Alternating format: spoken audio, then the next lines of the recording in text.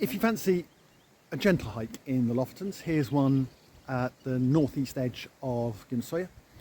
It's marked as Sandsdalen and less than 2 miles round trip, only about 500 feet of ascent, and goes up to a little mountain lake. The minor road that runs round the north of Gimsøya has very few parking spaces, but at the trailhead there's enough room for maybe half a dozen cars, 3 on each side of the road. This muddy track and an almost invisible signboard with nothing on it marks the start of the route, I assume. Initially the path is quite muddy, quite gentle, going through birch woodlands. Given the topography of the Lofotens, even this supposedly more gentle stroll involves quite a steep upward path, but fortunately this one is quite well marked and not too long. The path is quite rocky in this section, and although in general the grip on the rocks is quite good, if it's typical Lofoten weather and been raining, then certainly the slopes on the rocks are going to be quite slippery and you'll need to take some care, for example making sure you're treading on the little pinnacles of each rock as you go along. Less rocky now on the path, and off to the left a lovely run of waterfalls cascading down the second and final slope. It's rocky once again most of the way up the slope, but the steep bit was only about 10 minutes in total length, and you're going through lovely woodland and can maybe hear, surrounded by birdsong. The Merlin app tells me that nothing very exotic, chaffinches, redwings, dunnocks so far.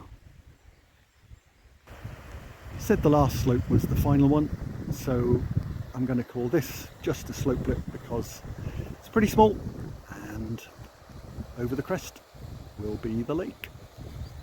And here is the lake, absolutely perfectly clear and set in a fabulous amphitheatre of mountains that go all the way around. This promontory partway round, better still, that rock are the best place to get the perfect and full amphitheatre experience. You can also see this would be a great spot for wild swimming, which you might see just there in shot, for wild camping as well, and for various other outdoor activities. The path around the edge of the lake extends well beyond what's marked on maps like all trails, and though it is thinner, certainly still visible. You can hopefully see it here. In places I wish I had walking poles to help balance getting across the rocks, and now coming to a larger set of boulders and then scree slopes where probably something more like scrambling is going to be needed to get around. Progress across the boulders is slow and difficult. They are sharp, they are slippery, they are uneven, they are loose in places, and I'm not totally clear what the point of circumnavigating the lake is, because yep, you definitely get closer to the mountains, but probably the best view of all was the one from the initial promontory. Away from the rocks there is always a faint path that's just about visible all the way around.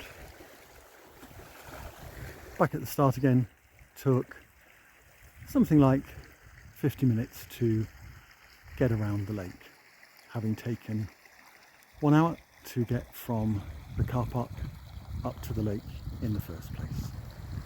And here's the road. Taken about 30 minutes to get here from the lake, slower than it might be because you're needing to take care with the rocks, the roots, the mud to avoid slipping. So that, with an asterisk against the pronunciation, was the hike up to Sandsdalsvatnet, the lake, on Gimsøya. It was an easy hike, easy certainly by Lofoten standards, and beautiful, relatively short, maybe what, an hour and a half total hiking time just to get up to the lake and back, more if you go around the lake. Relatively quiet, and I would highly recommend it.